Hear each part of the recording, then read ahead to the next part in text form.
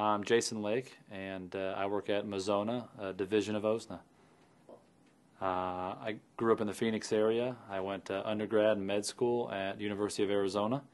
I then did my residency in Memphis at the Campbell Clinic, and I followed that with a foot and ankle fellowship at the Cleveland Clinic in Cleveland, Ohio. This is probably the most common question I get when I talk with primary care providers and new patients is folks ask me what the difference in training is between an orthopedic surgeon specializing in foot and ankle and a podiatrist. After podiatry and medical school, both physicians do residency type programs, and so a residency is extra training after school. Podiatrists do 2 or 3 years, depending on their residency, of training after podiatry school prior to working on their own. Orthopedic surgeons do 5 years of residency, and followed with a fellowship specializing with additional training in foot and ankle. But the bulk of their residency includes foot and ankle as well as all the other parts of the body, because the thought is that it all functions as a whole. Of course, there is overlap between my practice and that of a podiatrist. And both of us see toes, both of us see problems such as bunions. And then after that, the practice has changed somewhat.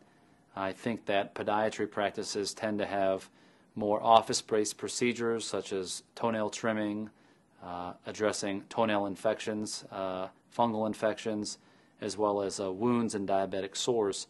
They use ultrasound and lasers and different sort of office-based procedures in addition to performing surgery. My practice differs from a general orthopedic surgeon in that the vast majority of my practice is ankle and foot disorders, and so I end up doing more procedures of the same type and more complex procedures than the general orthopedic surgeon. So someone may end up doing 5 of one thing and I may do 50 in the same year, and my choice in doing that is that hopefully I can be more efficient and have better outcomes if I do 50 instead of 5. So there's always a little bit of confusion, I think, when patients come to see an orthopedic surgeon. By definition, they think an orthopedic surgeon is someone who treats people surgically, and that's actually not the case. Of all the surgical specialties, orthopedics has a very high percentage of non-operative treatment, and so every patient who sees me initially always gets non-operative treatment. It's only when non-operative treatment fails, such as bracing, injections, medications, and therapy, do I even offer patients surgery outside of a major trauma.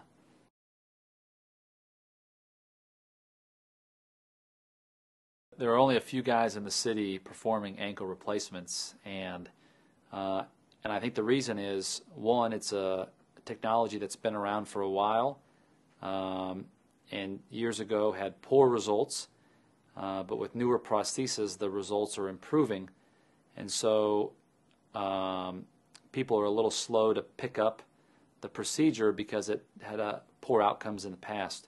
The other reason is that there's only about 4,500 ankle replacements done a year in the whole country, which is dwarfed by the number of hip and knee replacements. And so there's always only going to be a few guys in every city, or girls, performing ankle replacements just because there aren't that many patients that need them.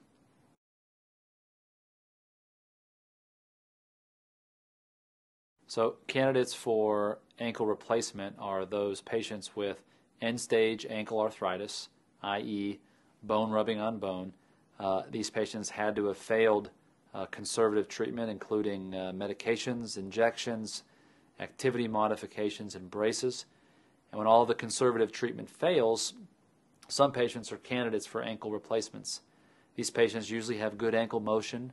They're usually over 60. They usually have a low body mass index, and they have very few other medical problems. Prior to ankle replacement, really the only option for advanced ankle arthritis that failed conservative treatment was ankle fusion. Ankle fusion involves fusing the 2 ankle bones together so they no longer move, which definitely decreases pain. However, it's at the expense of losing motion.